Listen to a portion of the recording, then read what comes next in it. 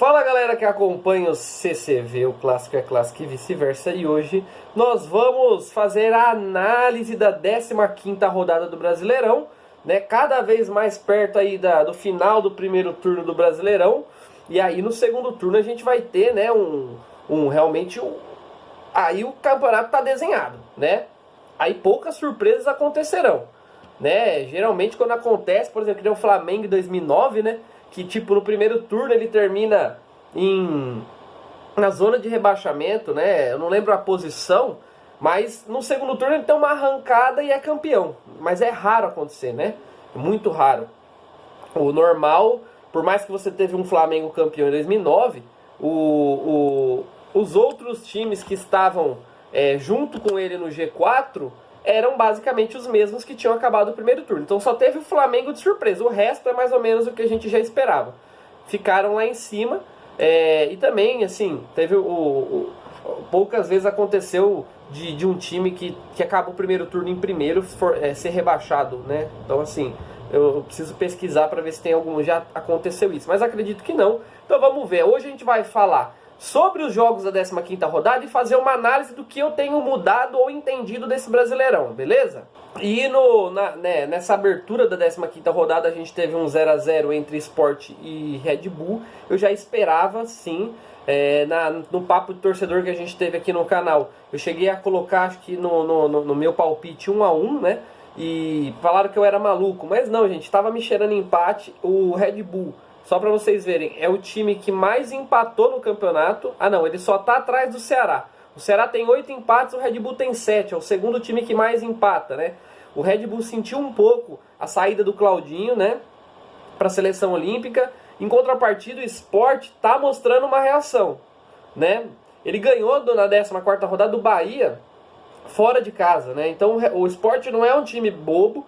E o Red Bull ainda está se reencontrando sem o Claudinho, né? O Maurício Barbieri roda muito o time, ele gosta de dar opção, ele troca muitos laterais. Quem mais fica na posição mesmo é o goleiro, né?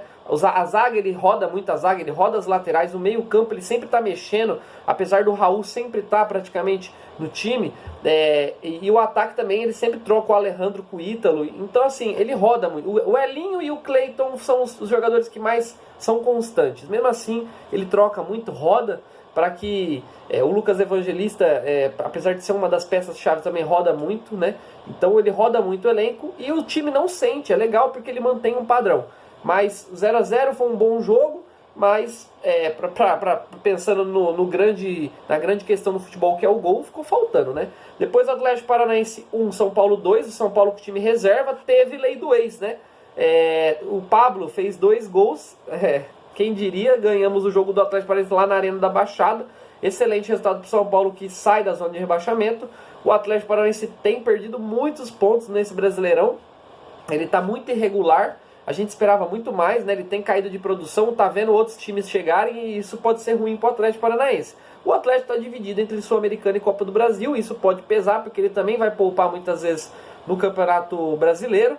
E assim, não dá para saber muito bem desses dois, porque ambos estavam meio que mesclando o time, né? Gosto muito do Renato Kaiser, jogador que fez o gol do Atlético Paranaense. Até que enfim, agora, né, no jogo Palmeiras 2, Fortaleza 3, eu já vinha falando há um bom tempo, faz uns 5 jogos que o Palmeiras não estava jogando nada. Antes desse jogo fazia uns 4, né? Eu falei, faz 4 jogos que o Palmeiras não tá jogando nada. Tá ganhando, mas não tá jogando. Empatou com o São Paulo, mas não jogou nada.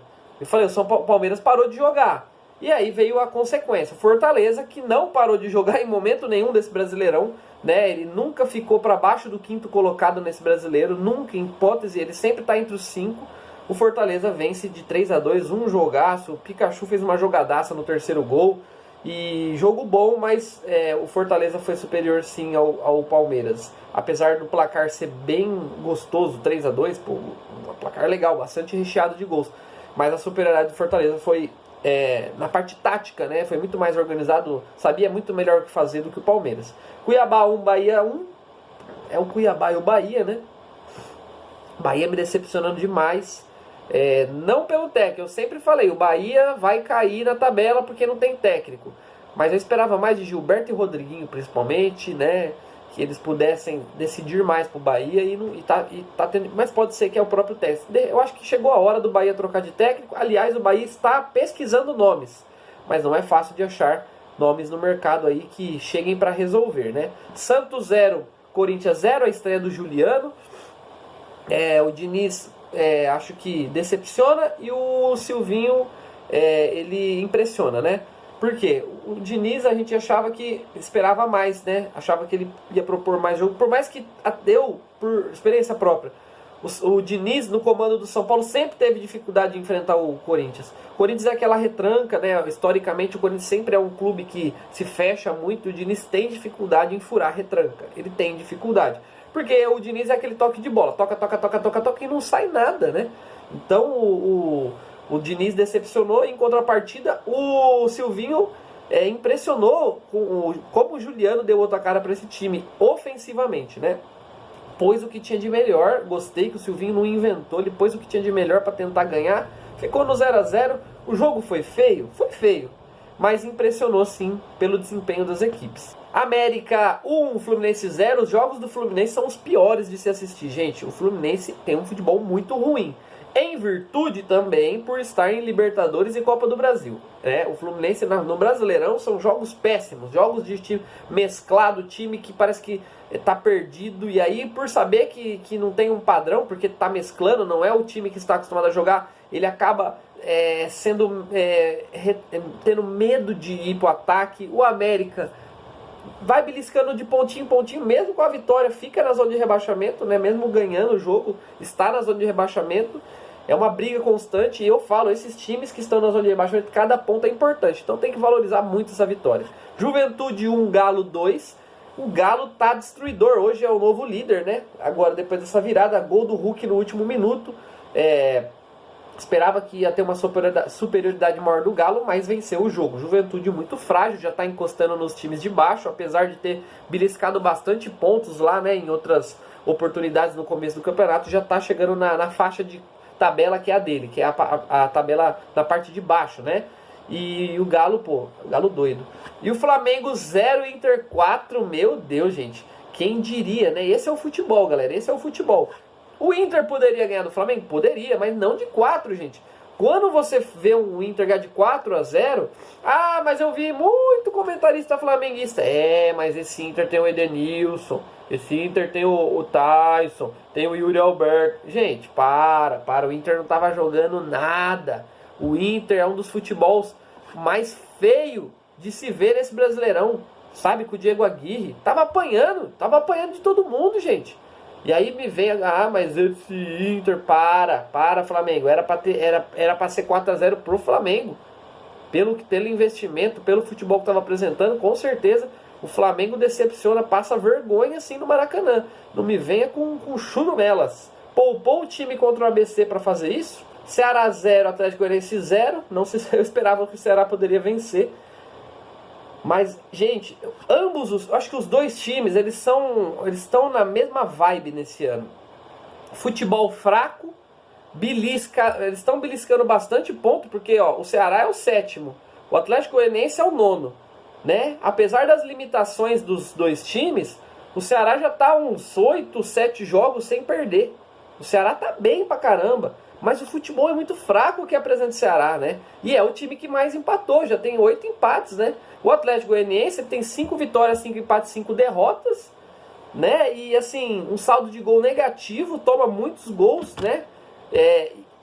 Cara, eu não consigo ver. Eu acho que o Guto tá me decepcionando no Ceará e o Atlético tá entregando mais do que eu esperava, porque Eduardo Barroca de técnico, aquele elencozinho ruim, né? O Ceará não. O Ceará eu acho que tem um elenco até um pouco mais recheado do que o Atlético Goianiense. Tem um técnico que é o Guto Ferreira, mas está lá em cima. Mas o futebol é muito fraco. Esse jogo foi horrível. E o Grêmio 2 a 1 contra a Chape. Só faltava também o Grêmio não vencer a Chapecoense, né? 2 a 1, gol do Borja. Para mim vai ser ídolo no Grêmio. O Borja vai dar certo no Grêmio. Gol de pênalti, Valdir. Sim, gol de pênalti. Mas eu acho que o Borja vai dar certo no Grêmio, né? E o Grêmio vence por 2 a 1, não foi um baile, mas o Grêmio precisa beliscar pontos. Hoje já tem 10 pontos. A Chape praticamente já está na Série B. Aliás, contratou o Pintado, eu falei, Contrata um cara que vai pensar em pegar o time na Série B, porque esse ano na Série A já acabou. Pegou o Pintado pra quê? Duvido que o Pintado fica para o ano que vem. Eu duvido. Duvido que a Chape vai manter o Pintado pra Série B. Então, é isso aí. Vamos falar então agora sobre a tabela e o que eu tô vendo desse campeonato.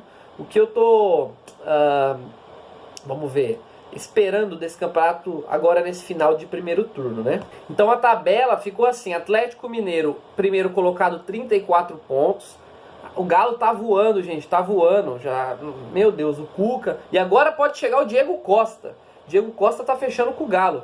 Pra mim, o Galo, ele hoje é o favorito pelo futebol e pela posição. Hoje ele é o primeiro colocado. Mas eu não duvido que Flamengo e Palmeiras brigarão até o final, tá? Mas o Galo tá um pezinho na frente, sim, pelo que já construiu até aqui. Mas pode mudar tudo, né? Mas mesmo que o Galo caia de rendimento, também não espero uma queda muito brusca. Acredito que é uma queda bem pequena, né? O Palmeiras é o segundo com 32 pontos. Eu acho que o Palmeiras depende, já falei isso no Papo de Torcedor que eu postei ontem, que o Palmeiras precise de uma troca de técnico. O Palmeiras na mão do Abel Ferreira é muito inconstante. Ele é muito inconstante. Ele tem grandes momentos e péssimos momentos. E acho que ele vive um dos momentos ruins. Já teve momentos piores na mão do Abel. Mas tá caindo de produção. É horrível isso, né, pro Palmeiras. Tá caindo muito de produção nesse momento do campeonato. E pode terminar, de repente, entre os 5 colocados do Brasileirão no primeiro turno. Mas acho que o Abel é muito... Não sei, pode ser alguma coisa interna. O Felipe, que participou do Papo Torcedor, fala: acho que o Abel fica até o final do ano, porque ele não fica pro ano que vem. Porque ele tá tendo muita proposta da Europa, provavelmente ele vai embora o ano que vem, mas ele termina esse ano no Palmeiras. Então acho que o Palmeiras, dos 3 que são os candidatos para campeão, ficaria Atlético Mineiro, Flamengo e depois o Palmeiras. O Palmeiras é o terceiro. Fortaleza para mim, muito sólido, muito constante. Acho que já deve sacramentar a sua vaga na Libertadores no segundo turno o mais rápido possível, porque tá bem, tem um técnico, não sei, não imagino, não sei se tem alguém que está recebendo proposta para sair, mas a princípio eu acho que se manter realmente os jogadores, não tirar nenhuma peça-chave do Fortaleza, acho que realmente o Fortaleza deve ficar na Libertadores. Assim como o Red Bull, né, que apesar de ter caído de produção, não vejo os que estão chegando muito melhor do que o Red Bull. Então acho que o Red Bull fica nessa faixa aí entre os 5, 6 primeiros, que vai ser muito bom para ele já. E o Flamengo, como eu já disse, acho que é atrás só do Atlético Mineiro, como favorito ao título, né? Tem 2 jogos a menos, mas o Renato Gaúcho tem geralmente a mania de poupar jogadores no Brasileirão, focando em Copa do Brasil e Libertadores. Atlético Paranaense está caindo de produção, está em 6º colocado, tem Sul-Americana e tem Copa do Brasil disputando. Aí eu pergunto, se for eliminado da Copa do Brasil e Sul-Americana, vai focar no Brasileirão então, mas será que não vai estar abalado por ter perdido as 2 competições? Precisa ver como vai agir o psicológico desse time do Atlético se for eliminado de lá. Como ele vai encarar esse Brasileirão? Potencial a gente vê no Atlético para disputar. O técnico tem o domínio do vestiário, o que a gente vê, mas vamos ver como vai reagir com as eliminações, porque dificilmente eu acho que o Atlético vai ser campeão de Sul-Americana. Perdão, Sul-Americana até é possível, mas de Copa do Brasil eu acho muito difícil. Ceará é o 7º com 23, a mesma pontuação que o Atlético Paranaense, né? O Ceará, como eu falei, pelo futebol que está apresentando, a gente não espera que ele fique ali. Eu acho que ali tá ótimo. E pensando e ainda que pode abrir 2 vagas de Libertadores, hoje o Ceará estaria numa pré-Libertadores. Então acho que o Ceará está surpreendendo, né? Tem que valorizar muito o que já conseguiu, mas precisa apresentar um futebol melhor. Tá muito ruim aí no futebol do Ceará. Santos, 8º, 20 pontos. Também hoje estaria numa Libertadores se virasse G8. Diniz fazendo um belo trabalho, mas vamos ver como vai reagir. Eu acho que essa é a posição. Eu acho que o Santos fica entre os 10 primeiros. Na minha opinião, o Santos fica entre os 10 primeiros. Vamos ver, acho que reforços dificilmente o Santos vai ganhar, então não vai sair muito disso. Atlético Goianiense tá, eu não sei como tá ali, eu acho que vai cair um pouco na tabela, principalmente quando o Inter, Corinthians, Fluminense, São Paulo, Grêmio voltarem a a se dedicar e a entregar o que podem no Brasileirão, a tendência é que o Atlético saia dali. Assim como o Bahia, que é o 10º colocado, talvez uma mudança de técnico, e aí tem que ser um técnico assertivo, possa elevar o patamar do time. Mas hoje acho que o Bahia tá no lugar que merece, 10º lugar. O Inter não tem muita opção, porque o Miguel Ramírez foi mandado embora, e agora o Diego Aguirre, se for mandado embora, quem dirige o time é o Osmar Loss. Então o Inter está numa situação complicada. Ou aposta no Diego Aguirre até o final do ano, ou os Marlós que assume. Esse resultado contra o Flamengo ilude muito, como se o Inter fosse um time maravilhoso. Eu gosto do elenco do Inter, mas fazer esse elenco virar um time ainda não foi possível. Ninguém conseguiu, a não ser o Abel Braga, o ano passado, que conseguia fazer esse time jogar. Corinthians é o 12º colocado, também com 18 pontos. Agora, eu acho que o Juliano e o Renato Augusto não vão resolver os problemas do Corinthians, mas com certeza impõe um pouco mais de respeito contra os pequenos adversários.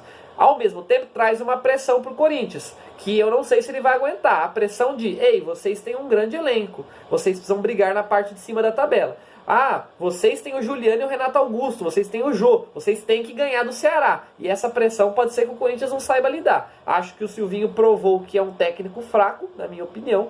Então, eu acho que o Corinthians está muito bem nessa 12ª colocação, muito bem, sabe? Beliscou muito ponto aí e surpreendeu com alguns resultados já, vinha de algumas derrotas, né? Agora empatou com o Santos, mas beleza.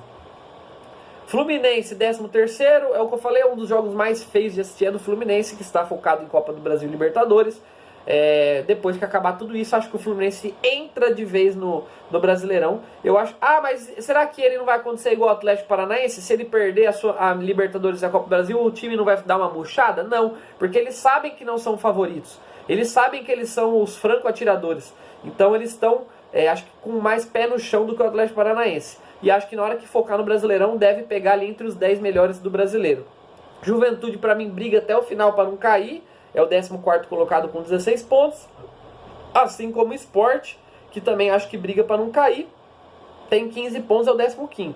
São Paulo é o 16º. O Crespo, falaram que o Crespo está sentindo dificuldade com o Brasileirão. Ele não conhece o campeonato. Esse negócio de time do Nordeste, ele está aprendendo a jogar o Brasileirão. Mas acho que ele está levando muito bem. Ele está lá na Libertadores e na Copa do Brasil, está bem. Eu acho que o São Paulo também é outro que, quando focar no Brasileirão, deve fazer rápido os 45 pontos para não cair. Não pega, acho que não chega nem entre os 10 primeiros. Acho que pega o 11º, 12º, na minha opinião. Mas, quanto antes cair da Libertadores da Copa do Brasil, antes a gente vai focar no Brasileirão. Torço muito por um título de mata-mata, porque Brasileirão esquece, nem conto. Quero mais é que São Paulo faça logo os 45 pontos para acabar com essa história de rebaixamento, que eu acho que não vai acontecer, mas a gente tem que eliminar logo essa situação. A América é um dos favoritos para cair, é o 17º, com 14 pontos. Cuiabá também, para mim, já caiu o Cuiabá, também é o 18º, também tem 14. O Grêmio tem 10, precisa logo se livrar dessa Copa do Brasil, porque essa Copa do Brasil, se o Grêmio vence, vai iludir o torcedor para algo que está perigoso. O Grêmio tem 10 pontos, tem 2 jogos a menos, mas 2 jogos dificílimos, precisa sair logo do rebaixamento, porque o Grêmio se colocou numa situação muito mais delicada que o São Paulo, né? E a Chapecoense, né? Que já caiu, para mim tem 4 pontos, é o lanterna da competição, pior defesa do campeonato, né? E é isso aí, gente.